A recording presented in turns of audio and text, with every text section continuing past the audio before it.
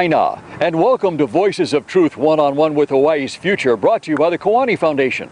I'm Ahu Keikahu Cardwell, and here we are today in Ewa Beach. We got a very exciting guest on the show, so let's go on over here and meet him. Hey Z, how's it? Aloha. How are you? Doing good, how are you? Good. Introduce yourself to everybody. Hello, mai. O Ziko inoa na waipi o mai yao. Mahalo.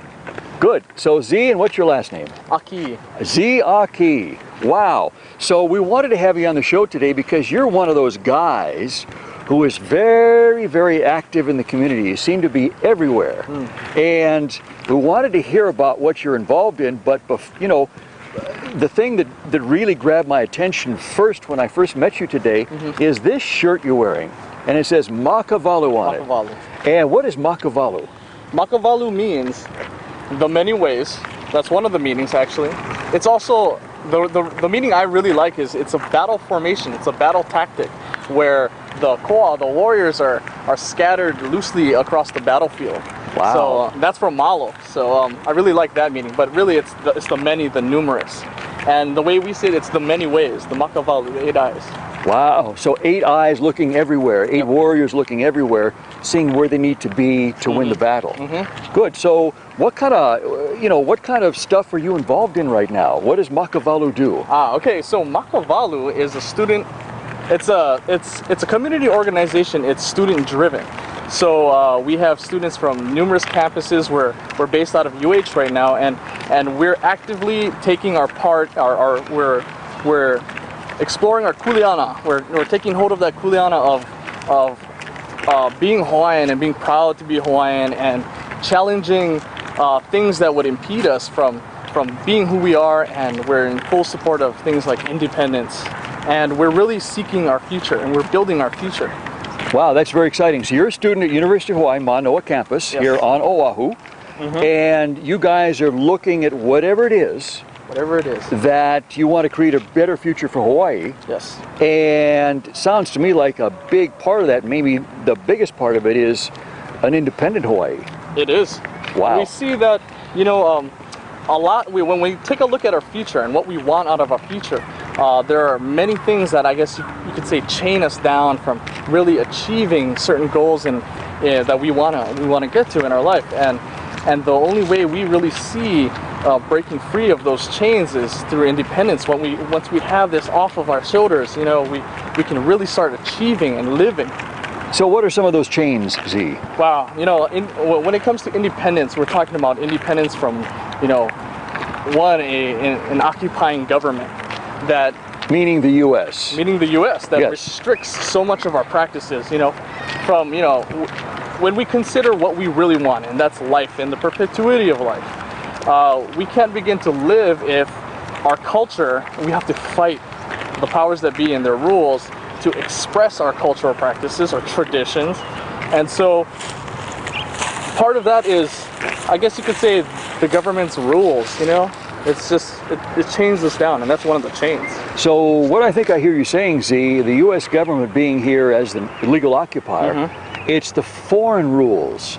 It's the rules that really are not in harmony with the Hawaiian ways, the Hawaiian culture. Yes. And that's what you guys find so important, that you want to be able to live and practice and breathe and eat, literally, right? Yes. Wow. What are some of the other chains? Hey, wow. Let's talk about the environment. Okay. So I guess really what it comes down to is you have the government, and the government is controlling our actions, you know, so to speak. And we look at things like food and creating food for us, for our survival in the future. The environment plays that key. The aina, that which feeds, plays a critical role. And we can look around ourselves and we see, you know, the land being developed, and, you know, where's that food going to come from in the future if we just concrete everything over? And so I guess one of those chains is, if you want to get down to it, it's this overdevelopment that's occurring everywhere. Yeah, it's occurring everywhere. And you know, a great example of what you just said, Z, is where we're walking by right now. This is Pearl Harbor to our left. And back in the old days, correct me if I'm wrong, this used to be a major bread basket. Oh, yeah. Like a supermarket that fed the tens or maybe hundreds of thousands of people, Hawaiians that lived in the area. But today, it doesn't feed anybody. No. What it's used for is the U.S. military. Yes. Wow. You could say that under Hawaiian administration, it was used to perpetuate life and to feed people, but under this U.S. occupation, the U.S. government, it's to kill people, right? I mean, war. Yep. So what are some of the other things that Makawalu is involved in, Z? Wow, look, hey, we're involved in so many things. I mean, that's why it's the many ways, really, right. But we're everywhere. But we're involved with helping the Nawahine o Kunia to protect Kunia, Pohakea, that whole Wahikana. And we're protect a sacred site from being destroyed. Exactly. Yeah. Okay. And all our iwi kupuna and everything that's over there. And I've been there, and it's it's marvelous. And to lose that would be an atrocity. So you're talking about ancestral bones that are buried there that might be dug up, covered over, or desecrated in some way, shape, or form by development. Yeah. Yes. And that's one of the main things that we fight too, is to protect iwi kupuna. And you have projects like the rail or Kauai Ha'o that threaten this on a daily basis. So these are major things that we have to fight against, and we're fighting against it like every day. Wow. So see, how many people, how many members in Makawalu? Right now we have over 60 student members, and that's really ranging from a number of campuses. Our biggest stronghold is UH right now. Right. And I can't even begin to count how many community members, because we do have a lot of outside the university system. So we have a lot of members. Wow. How long has it been around? It's been around a few years, but we've just really been going strong since the start of this summer. Did you start this? Me and a few others had founded this group. Really? Why did you think it was necessary to do that? We just wanted to take a stand, and we wanted to find a place that we could really challenge these things that challenge us. And I guess the main thing was to take that stand and to develop one ourselves, the way we see it driven. So you had people start to come on board pretty quickly then, huh? Pretty quickly. Yep. Wow. What are some of the actions you guys have been involved in besides the sacred site up at Kunia? One of the biggest ones right now is rail, challenging rail and that ho'opili development in Kapolei. Really? Mm-hmm. Wow. And that's describe that to our viewers a little bit, because I know it's a big deal here in Hawaii. So we know, everybody can probably know already knows a little bit about rail, but there's this development by D.R. Horton, I believe. It's in Kapolei. It's on ag land. It's planned to be over ag land. It's called Ho'opili. They're going to build roughly 12,000 homes. And the whole ironic part is rail is supposedly to alleviate traffic, but I mean, you're throwing in 12,000 more homes in an area as part of this whole rail development, because one of the rail stations is going to be in this new development. And it's really an ironic thing, because you're trying to alleviate traffic, yet you're building more traffic. So Z, with the rail development, I'm sure they probably tried to do a sales job on a lot of the people in Hawaii, trying to convince them it was a good thing, yes? Yes. Did you experience any of that? For sure. I mean, with a lot of HEVA developments, when there's, one party wants money out of it, yet they know it's a bad thing, they always try to convince people, and they have to convince the people who aren't making money that, they're going to get something out of it. Everybody needs to have, everybody wants something. So we're going to give them something to maybe confuse them, or maybe they'll jump on our side. And I went through that experience with the rail when I was at Leeward Community College. And we started a student hui, very similar to Makawalu. In fact, Makawalu is that evolution of it. But our idea, our mana'o behind that was to really educate people about the truth behind rail. And it just coincided with an event that the city had planned for Leeward Community College, where they brought in so many high school students, and literally it was a theme park, because they had entertainers there, they had all this high-tech equipment there, doing some holographic projection of students sitting inside of a mock-up rail. What? And yeah, it was crazy. And they had so many high schoolers patrolling through there, and the media covering it. But what was really entertaining about that was, on the other side of that camera, or behind those shots, were dozens upon dozens of college students actively protesting this rail that was really never featured. But Yeah, you know, it went through this whole theme park situation where, you know, you can get this and this and this out of rail, and you're really not telling people the truth. Well, you know, our side had the truth, and we got people to actually come to our side and look at it like, you know, I have family in this area. My family could have been buried here a long time ago, and, you know, they never tell you about that. And these are the issues that we kind of want to educate people with the truth. Wow. So, Z, you mean to tell me that the developers spent, obviously, which sounds like a lot of money, creating this mock-up of what it would be like to be riding on the rail, where they invited a bunch of people, you included in there, and it was like a holographic experience, a 3D experience of riding on the rail. And so what they did is they spent a lot of money trying to convince people that something that's bad would be good. Yeah. But then the truth tellers, people from Makawalu, were there. You were there. And you told the truth. We told the truth. And what happened? And it was this is a crazy situation too, because me and a few other founders of the group, we were obtained by security, school security, who called the police, and so they detained you. They tried to detain us. Okay. But, we kind of know our own rights as students, so they attempted to detain us, but they called us, and they called the police and said that we were terrorists because somebody had called them earlier telling them that terrorists would be around here protesting the rail.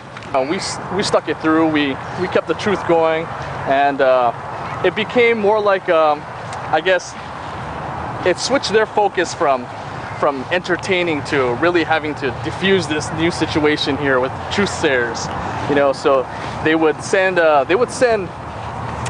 it's pretty interesting. They would send younger workers dressed casually like students to our side to tell the masses around our area that I'm a student and I actually support this rail and it's good for me as a student, only to find out that they were city workers. Because, I mean, one of our members frustrated them to the point where the guy actually said, you know what, this is why I know so much about rail, because I actually work for the city. And he busted out his badge, and I'm like, wait a minute, you just said you were a student, college student. And the fact that Makawalu was there and you guys telling the truth, did that have an effect on the other people? It had a huge impact on other people. In fact, we had people thanking us and coming up to us and telling us, you know, I came here supporting rail and I wanted to check out more about rail, only to find out that my family could be threatened in all this and my ancestors could be here. And now that I even know more about things like food security, it worries me even more. And I came here as a rail supporter, and now I'm going as a supporter of you guys and of life and, you know, of farmland and my ancestors. So, you know, it was great. And we had a lot of those. Wow, so their eyes were opened. Their eyes were open. Just by what you guys did. That must have made you feel really good, huh? That's the best feeling. Yeah. We decided that, you know, that was our mission, to educate people, and it's really going strong now. That's what we really want. And so we decided to champion other issues and take those on and let people know the truth about them, to make that decision yourself. And that's the most important thing, is to decide whether or not you want it. To be informed. To be informed. And then you make your own decision. So what are some of those issues you guys have taken on at Makawalu? So, similarly to the rail, and the rail had issues with farmland, the rail had issues with iwi kupuna, and so we've really branched out on those. And we're challenging things like the Coal Ridge development, which is Castle and Cook's development over more farmland in central Oahu. Meaning building homes, right? Building homes. Building tract homes. Tract homes. Yes. It's terrible, it's ugly, you know, but the Coal Ridge and Kauai Ha'o Church, when they did their excavation of iwi kupuna, you know, that's something that our kupuna said not to do, and it's written in Olelo No'ea's Mai Kala'i iwi ona kupuna.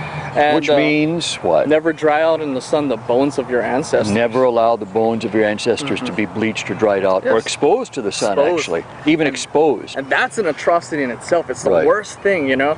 And so we were there when Kauai Ha'o was planning to continue the development and exposing those bones. And so we stood on the street corners, and we, day after day, week after week, we try to educate people why this is wrong. And, you know, those are some of the things that we do. So Kauai Ha'o Church was excavating those bones because they wanted to build a meeting hall, yeah? Meeting hall. But isn't Kawaiʻau Church, one of the largest Hawaiian churches It is. here in town?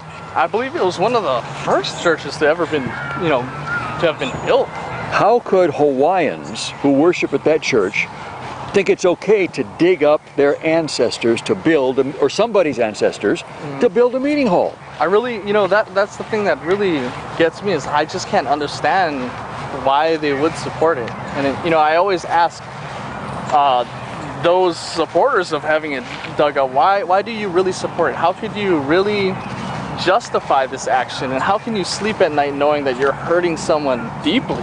Yeah. And the whole thing is like, they don't care, they're dead. And I mean, that's terrible. That's a terrible way to think, That's definitely not a Hawaiian way to think. Our kupuna knew something that a lot of people just can't figure out nowadays. And people nowadays say, we're so advanced, and yet I'm looking back and I'm saying, well, my kupuna lived here and we had 1 million people, and we lived fully dependent on what we could create, what we could grow. And today we're struggling with that. We have people who are hungry, and we have roughly the same populations. This fake state of Hawaii keeps talking about how we need to become more sustainable, yet I keep seeing them develop. And you're saying one thing, but you're doing the exact opposite. I think their definition of more sustainability is more cargo ships coming in with goods from somewhere. And that's really like the thing is, what's being sustainable here? The money going to your wallet? Yes. Or us being alive? I don't know. Yeah, I think you know the answer, right? Yeah, we both know the answer. What would you like Hawaii to look like in the future? Describe that for us. That is like the question, I guess, we asked ourselves before really getting together and creating Makawalu. It's like our founding question was, what do you want out of the future? What do you foresee as our future?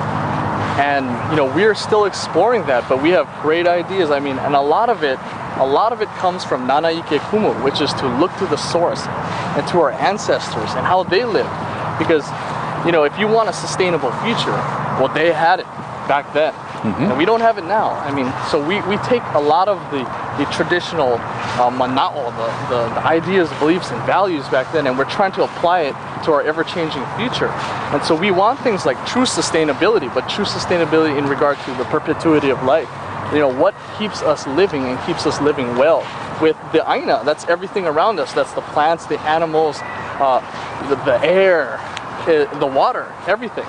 And so we look at those things as what we want from the future. We look at things like governance, and we're exploring that. What kind of government would be good for us? Is there anything existing today that fits our desires? And really, when it comes down to it, we may even, as a Lahui, as all people of Hawaii, we might have to get together and figure it out, a new type of government. Whole new thing, huh? A whole new thing. Wow. And you go into economy and society, and things like houselessness, no homes for people. I mean, it wasn't like that back then. People had a home, and people had somewhere to live, and we really want to address all these issues, and that's going to take us some time. But I mean, it's something that we're actively working on right now to develop and to lay out a plan. See, what do you think the cost is if that doesn't happen? The cost is life. I mean, you're losing out on living. We're barely getting by. We're just surviving. We're not really living. And the cost is everything, I suppose. It's something that you have to think about if you want to challenge all these things now. And it's something that you kind of don't want to think about, because it creates this fear. It scares you, because and that's one of the things that prompted me to challenge this is, if I let this go on, then I'm sentencing myself, my children, their children, everybody else's children to death eventually. And that's that thing that we just don't want, is that ultimate death in the future. That's unacceptable. That's unacceptable. Yeah, to keep going the way you're going. It reminds me of that old saying, living to work versus working to live. And everybody over here is living to work right now. And there really is no future in Hawaii right now other than more of the same, day after day after day. We urge everybody who wants to actively make their future better to, hop in and share your manao, because that's what we want to do. Yeah, great. We need you all. So Z, why is the Hawaiian culture so important for the planet? The Hawaiian culture, it has a set of, I guess what you can take from it is a long list of values and traditions that favor what you could, I guess you could say, is pono. Is this balance that keeps things just right. It's to me, I like to interpret it as perpetuating life. And what the Hawaiian culture can teach the world is how to live.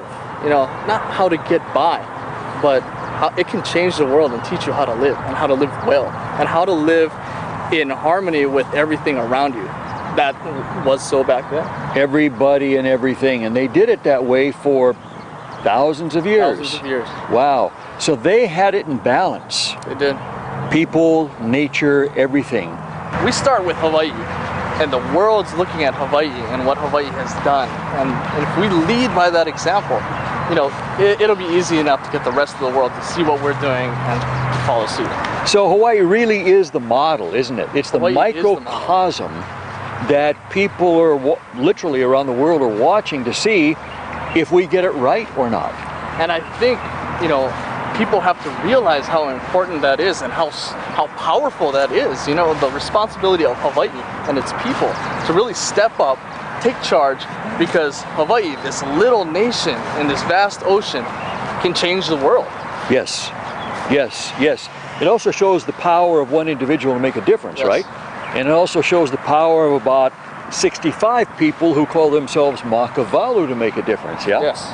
Wow. Do you go into schools and teach younger kids about this? We want to. That's one of the things we want to do, and Is that right? we're definitely gonna try that route. What would you tell them?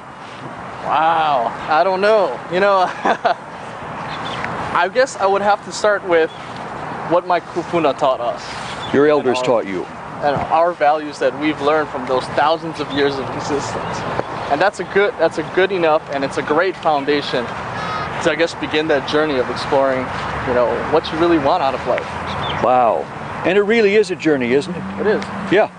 It's a journey that you really don't know where it's going to lead, but you have an idea, you have a dream, and it's your job to get it there. And it's also kind of like a relay race, It is. where one generation is now passed the baton to you guys, and now you guys are running with it, and you know that not too many years down the road you're going to be passing it off to the next one. And before you do that, you have to work hard to make things as right as possible. Yeah. And that's really one of our driving forces is, we're not living entirely for ourselves. We're living for the future generations. We're honoring those and loving those who came before us because they did that for us. And we're also honoring and loving those who we have not yet met yet, who haven't been born. And that's Wow. really our driving force. Wow. So, Z, we have Voices of Truth airs in Hawaii, throughout Hawaii and all the islands, and also, across the U.S. continent and the United States also. And I'm sure there's going to be a lot of people watching us right now, probably some that are Hawaiian, maybe some that are young Hawaiians, and they're going to go, this sounds really exciting. I don't know if I could do what this guy did, but it sounds exciting. What would you say to them? I would say you can do way more than I can do, for sure. And if you need the help, that's what we're all here for. Just look around you. The greatest thing that you possibly did was take a stand, to know that you wanted something better. And that's how we all began. And some of us, we're still finding our way, our ability to stand and how to stand. And the thing that's great about Makawalu is we're standing together and we're helping each other stand. Wow. So it sounds to me like Makawalu is going to be around for quite a long time to come. For sure. Wow, that's great. Well, Z, keep doing what you're doing. Don't let up. Please keep fighting the good fight because, I'm inspired by what you guys are doing. And if I'm inspired, I know a whole lot of other people are too. Please keep telling it like it is and fighting and winning those victories. Mahalo. Thanks for being on the show. Thank you for having me. Wonderful. And to our viewers, mahalo for joining us on Voices of Truth, one-on-one with Hawaii's Future. Remember, you can watch us on the web 24/7 on voicesoftruth.tv.com. I'm Ehu Keikahu Cardwell for the Kiwani Foundation, and until next time, ahui ho!